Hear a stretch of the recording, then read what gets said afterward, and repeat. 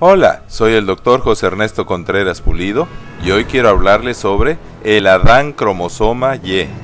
La Biblia dice, el Dios que hizo el mundo y todas las cosas que en él hay, a todos da vida y aliento y todas las cosas, y de una sangre ha hecho todo el linaje de los humanos, para que habiten sobre toda la faz de la tierra, y les ha prefijado el orden de los tiempos y los términos de su habitación, para que busquen al Señor nuestro Dios, porque en Él vivimos y nos movemos y somos. En 1665, Robert Hooke, médico inglés, descubrió la célula.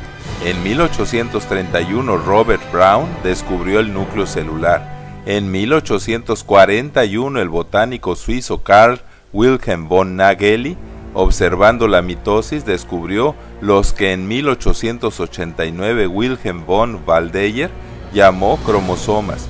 En 1868 el investigador suizo Friedrich Miesner aisló el ácido nucleico, o sea el ADN, del núcleo celular.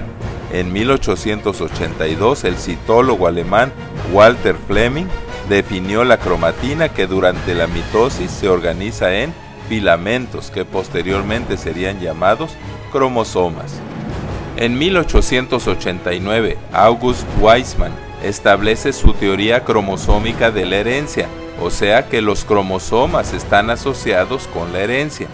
En 1902, el médico estadounidense Walter Sutton y por su lado Theodor Boveri, embriólogo alemán, proponen que los factores hereditarios de Mendel están físicamente localizados en los cromosomas que se agrupan por pares, y en 1909 el botánico danés Wilhelm Johannsen llamó genes a los factores hereditarios de Mendel. En 1910 el zoólogo Thomas Hunt Morgan, premio Nobel 1933, descubre que hay pares homólogos de cromosomas, que su número es característico para cada especie, que las células reproductoras, o sea los gametos, espermatozoides y óvulos del padre y de la madre contribuyen con la mitad de los cromosomas iguales, o sea de los homólogos, y descubre lo que W. Sutton había sospechado, los cromosomas sexuales X y Y, que no son homólogos, pues heredan diferente información genética. En 1943, Oswald Avery, Colin MacLeod y Maclean McCarthy descubren que el ADN es el material hereditario.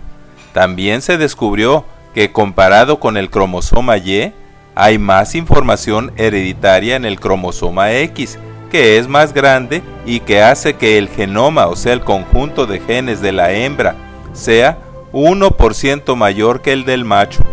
Esto es porque en la hembra o mujer hay más órganos de la reproducción, más hormonas sexuales y más complicadas funciones como la menstruación y la gestación. En los mamíferos heterogaméticos, o sea los que tienen gametos con cromosoma sexual X o Y, el cromosoma Y es producido exclusivamente por el macho. En los ovíparos, el cromosoma Y es transmitido por las hembras y generalmente está ausente en el resto de los animales. En estos, el sexo no está condicionado por un cromosoma, salvo en algunos insectos en los que el sexo femenino aparece si hay diploidía, o sea cuando hay doble cromosoma X, y el sexo masculino aparece si hay haploidía, o sea la mitad de cromosomas sexuales, o sea un solo cromosoma X. En el cromosoma Y hay una región con genes que programan la formación de las estructuras propias del sexo masculino, incluyendo los testículos, que a su vez producen los gametos masculinos, o sea los espermatozoides con cromosoma sexual X o y la hormona testosterona, que es la responsable de regular las funciones y características sexuales secundarias que hacen que el fenotipo, o sea, la apariencia externa del individuo, sea inequívocamente masculino. Existe una teoría basada en suposiciones que dice que pudieron haber aparecido varios Adanes cromosoma Y por evolución, pero que Como le sucede al padre que tiene puras hijas, su herencia y su apellido se perdieron. Pero la evidencia científica dice que en el principio toda la humanidad procede de una Eva y un Adán que necesariamente aparecieron simultáneamente y juntos. Estudios recientes de filogenia, o sea de parentesco, descubrieron que todos los cromosomas Y descienden necesariamente de un solo y primer ancestro humano varón al que se le denominó Adán cromosoma Y. Esto descarta la teoría de la evolución que dice que el humano actual, el Homo sapiens, descendió a partir de los simios y varias líneas de humanoides. Octavio Rico, un investigador, dice: la filogenia molecular ha encontrado una amplia gama de marcadores genéticos con muy prometedoras perspectivas. Los investigadores tratan de leer en los genes la información que explicaría el origen de los linajes moleculares de las mujeres escritos en el ADN mitocondrial y el linaje de los varones escrito en el cromosoma Y. Así, tal y como sucede con el ADN mitocondrial, Dorit y colaboradores descubrieron que un segmento, o sea un intrón del cromosoma Y con 729 bases, o sea nucleótidos, no está sujeto a las recombinaciones como lo están el resto de los genes. Esto permite rastrearlo hasta su origen en el llamado Adán cromosoma Y, que es el Homo sapiens que fue el ancestro de todos los varones hasta nuestros días. Actualmente, por rastreos filogenéticos, o sea de parentesco genético, basados en la acumulación a través de las generaciones de mutaciones en el cromosoma Y a un ritmo ya conocido, se puede calcular cuándo existió el primer varón. Estos cálculos se hacen más precisos al correlacionarlos con los cálculos similares y correspondientes hechos en el ADN mitocondrial que solo es transmitido por la madre. Tanto los estudios de Lowe y Scherer como los de Gibbons y la magnífica revisión de la literatura al respecto hecha por D.C. Wieland apoyan todos estos hallazgos.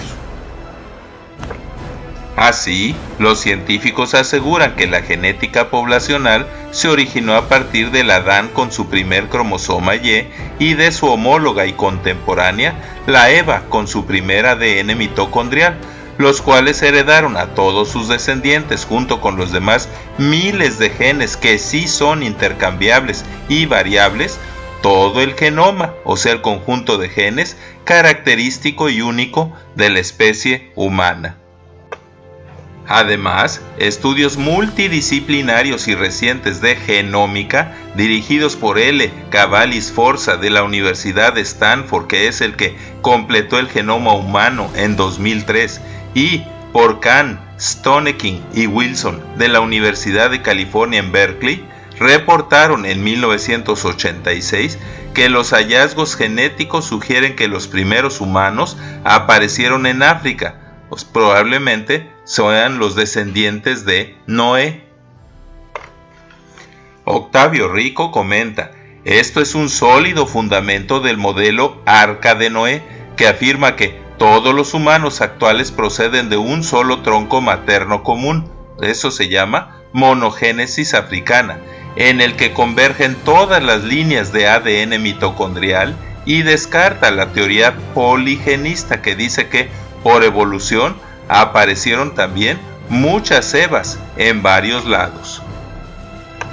Hasta fines del siglo XX, la antigüedad de los pocos fósiles humanos encontrados se calculaba muy arbitrariamente entre 1 y 3 millones de años, pero los estudios recientes de genómica, ciencia que estudia los genes, han comprobado científicamente que los humanos desde su primera aparición son únicos, sin parentesco con los simios y de mucho más reciente aparición.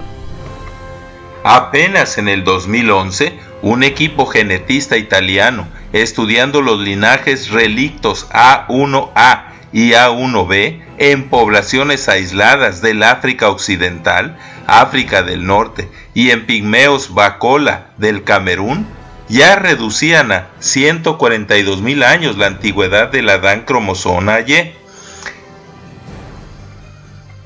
Por ejemplo, un estudio biológico de la Universidad de Stanford sobre 93 polimorfismos genéticos humanos hallados en el cromosoma Y en 1000 individuos de 21 regiones del mundo, calculó que el antepasado o grupo de antepasados masculinos comunes a todos los humanos actuales vivió en África hace unos 40.000 a 50.000 años, que es mucho menos que el 1 a 3 millones de años propuesto por los evolucionistas. Estos hallazgos coinciden con los de otro estudio de 1996 sobre la probable edad del Adán cromosoma y la EVA mitocondrial. Además, J. Sanford ha calculado que ha habido unas 200 generaciones, aproximadamente 5 a 6.000 años, desde el Adán cromosoma Y hasta nuestro tiempo, y Frank Sherwin, por su lado, calculó que el Homo sapiens ha existido solamente desde hace unos 6.000 años. Además, en todos estos estudios y más, se encontró que el Homo sapiens solo tiene ADN y genes humanos, y por lo tanto, que no hay evidencia genética de que alguna vez haya tenido parentesco alguno o genes de humanoides, simios o un ancestro común a ambos. A partir de que el genoma humano en el 2010 y el genoma del chimpancé en el 2013 se completaron y compararon, las evidencias de su falta de parentesco son cada vez mayores. Ernest Mayr reconoció que una especie está formada por los seres vivos que pueden engendrar hijos fértiles, y David Reich y colaboradores de la Universidad de Harvard comprobaron en 2010 que el ADN del Homo antecesor y de los neandertales de Europa, Asia, África y América corresponden en todos no a ADN de homínidos, sino a la misma y única especie de humanos, el Homo sapiens, que dejó desde su primera aparición sus huellas, pinturas y artefactos distintivos. Sobre todo porque específicamente las diferencias entre el cromosoma Y del humano y el del chimpancé son monumentales. Por lo tanto, a la luz de la genómica, es realmente ridículo seguir sosteniendo que hay parentesco entre ambos, simplemente porque el ADN, como el de todos los seres vivos, se parecen en más del 90% porque están formados por los mismos 4 nucleótidos: adenina, timina, citosina y guanina. La Biblia dice: guarda lo que se te ha encomendado, evitando las profanas y vanas discusiones y los argumentos de la falsamente llamada ciencia, la cual, profesando algunos, han errado en cuanto a la fe.